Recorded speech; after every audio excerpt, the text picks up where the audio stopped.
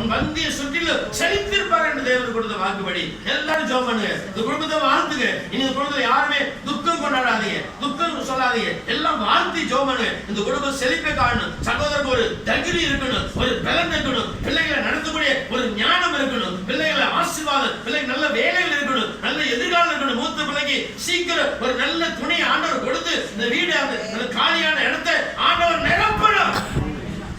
சாமி தெய்வமே இந்த குடும்பத்தை மனதாரங்கள் வாழ்த்துக்கிறோம் ஐயா, மனதாரங்கள் வாழ்த்துக்கிறாங்களே.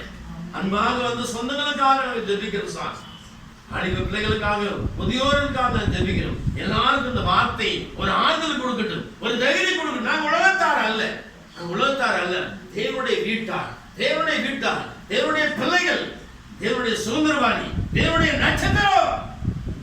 பூமியை நாங்கள் நியாயம் தீர்க்கிற பிள்ளைகள், நியாயாதிபதியாக கர்த்தர் எங்களை வைத்திருக்கிறார். அதற்காக நன்றி தகப்பனே. குடும்பத்தை ஆசீர்வதி ராஜா. ஆனா தகப்பன் பிள்ளைகள் மத்தியில பிள்ளைகள் 3 பிள்ளைகளும் தகப்பனுக்கு எல்லா வகையிலும் கீழ்படிட்டு சார். பொருளாதாரத்தை நல்ல உயர்வு இருக்கட்டும். தேசனில் இந்த பிள்ளைகள் சொந்த வீடு வாங்கட்டும். நல்ல வாழ்க்கையில ஒரு உயர்வை காட்டும். சகோதரருக்கு ஒரு தைரியத்தை, ஒரு பலனை பிள்ளைகள் கொடுக்கட்டும் ஐயா. ஆண்டவரே இவர்களை ஆசீர்வதி ராஜா.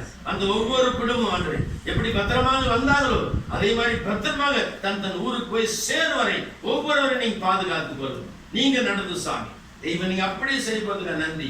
ஆண்டவர் நம்ம ஜெபங்களை கேட்டார், இயேசுவா நம்ம ஜெபங்களை கேட்டார். இந்த வீட்டு கர்த்தர் நிச்சயமாகவே ஆண்டவர் ஆறுதல் கொடுப்பார்.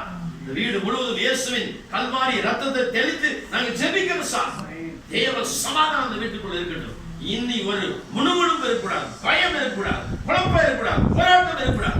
இயேசுவின் நாமத்தில் கர்த்தர் எங்களோடு கூட இருக்கிறார், கர்த்தர் எங்களோடு கூட இருக்கிறார், கர்த்தர் எங்களை நடத்துகிறார். நாங்கள் தேவனுடைய மாளிகை, தேவனுடைய வீடு, நாங்கள் தேவனுடைய வாசஸ்தலம். அப்படி அந்த பிள்ளைகளை ஆசீர்வதித்து ஒரு மகிழ்ச்சி அந்த வீட்டுக்குள்ள காணும்படி துக்க நாட்கள் முடிவடையும். இன்னைக்கு எல்லா துக்க நாட்கள் இயேசுவின் நாமத்தில் முடிவடையும். நீ யாரும் வந்து துக்கத்தை விசாரிக்க கூடாது, நல்லா இருக்கிற என்று வாழ்த்தணும். நீ துக்க விசாரிக்கிற காலம் என்னையோட முடிவடைந்தது. அதற்காக நன்றி சொல்றோம் சார். குடும்பத்தை நாங்கள் மனதாரங்கள் வாழ்த்து ஜெபிக்கிறோம் சார். சகோதரருக்கு ஒரு பலனும், ஒரு தைரியமும், ஒரு சந்தோஷமும், ஒரு நிறைவேறுகிறது சார். நீங்க காத்து கொண்டு நடத்துங்கப்பா. அப்படியே செய்ய நன்றி. இயேசுவின் நாமத்தில் பிதாவே. கரங்களை தட்டி ஆண்டவருக்கு நன்றி சொல்லுங்க. கோடி கோடி நன்றி.